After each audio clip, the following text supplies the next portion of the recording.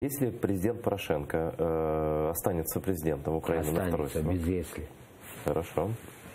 Если он останется президентом на второй срок, он доведет свою же собственную идею, поддержанную и Меджлисом, и многими украинскими общественными деятелями и политиками до конца с автономией. У меня есть четкое убеждение, потому что вот этот наш вопрос, он не стоит отдельно вот так выделенным, да, таким вот направлением.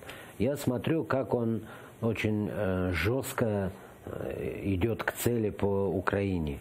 И если человек достаточно принципиален и целеустремлен, и когда он озвучивает одним из важных составляющих независимости Украины и как президент, и как человек очень близко относится к крымским татарам, я даже не сомневаюсь, что мы это вместе и с другими депутатами, и с народом, главное, с народом Украины доведем до конца.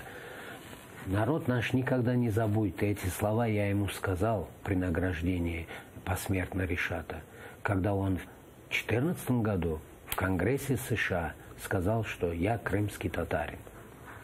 Если помнишь, Мустафа сказал, он сказал, я украинец. Я украинец. Вот такие посылы таких лидеров, это не какие-то лозунги, это понимание довольно стратегическое в развитии стран, в развитии народов. Я не сомневаюсь.